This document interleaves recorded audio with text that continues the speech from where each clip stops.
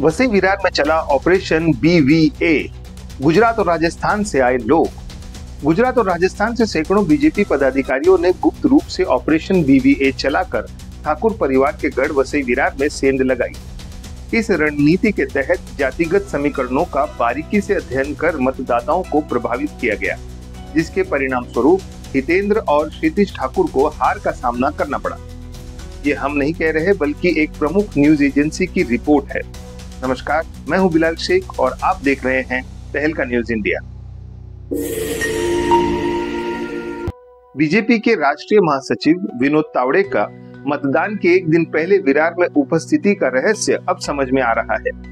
विधानसभा चुनाव में हितेंद्र ठाकुर और उनके बेटे क्षितिज ठाकुर दोनों चुनाव हार गए हैं। इस हार के साथ ही वसई, नालासोपारा, बोईसर और पालघर इलाकों की राजनीति में ठाकुर परिवार का एक छत्र साम्राज्य को बड़ा झटका लगा है। महाराष्ट्र विधानसभा के चुनाव परिणाम में बहुजन विकास आघाड़ी का सफाया होने के बाद यह समझ में आ रहा है कि आखिर तावड़े वहां असल में क्या कर रहे थे। ऑपरेशन BVA की कमान दो बड़े नेताओं जैसे गुजरात बीजेपी के दिग्गज नेता सांसद CR पाटिल और विनोद तावड़े के हाथों में थी। वहां पर गुजरात और राजस्थान के सैकड़ों बीजेपी पदाधिकारी, नगर पालिकाओं, पंचायतों के चुने हुए प्रतिनिधि और संघ के युवा कार्यकर्ता बहुत ही गुपचुप तरीके से काम कर रहे थे। जातिगत समीकरण का अध्ययन कर उसी जाति के कार्यकर्ताओं को काम पर लगाया गया।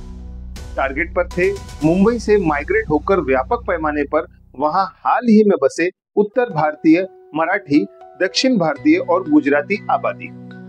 इनके लिए ठाकुर परिवार का वर्चस्व स्वीकार करने के मुकाबले बीजेपी के साथ रहना ज्यादा सहूलत भरा था।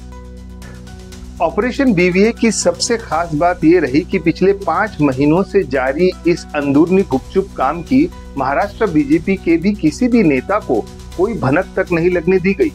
इसके पीछे एक वजह यह भी रही कि संघ परिवार को पता था कि महाराष्ट्र बीजेपी में बहुजन विकास आघाड़ी के नेता हितेंद्र ठाकुर के शुभ चिंतकों की कमी नहीं है और उनके जरिए हल्की सी भनक भी लग गई तो ठाकुर परिवार सावधान हो सकता था।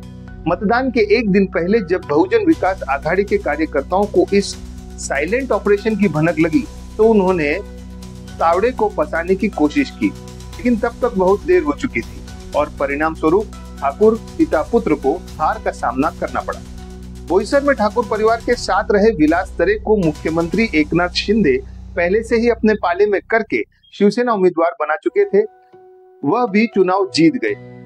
हितेंद्र ठाकुर वसई में महज 3153 वोट से बीजेपी की उम्मीदवार स्नेहा दुबे से चुनाव हार गए, जो इससे पहले कोई बड़ी नेता भी नहीं थी। इसी तरह नालासोपारा में क्षितिज ठाकुर को 36,875 के भारी वोटों से बीजेपी के राजन नायक से करारी हार देखनी पड़ी। निश्चित तौर पर ठाकुर परिवार के लिए यह हार उनके राजनीतिक भविष्य पर बड़ा सवाल खड़ा करता है। अब हो सकता है कि ठाकुर परिवार को बीजेपी की शरण में लाने की कोशिश की जाए। वहीं बहुजन विकास आघाड़ी ने फिर अपनी कमर कस ली है। इस हार को पॉजिटिवली लेते हुए और ज्यादा जोर और शोर से जमीन पर लोगों के बीच उतरकर काम करने का निश्चय भी किया है। अब देखने की बात यह है कि वसई विरार शहर महानगर पालिका के चुनाव में क्या होता है। अपनी राय कमेंट बॉक्स में दें और लाइक, शेयर, सब्सक्राइब करें। आपका अपना चैनल तहलका न्यूज इंडिया।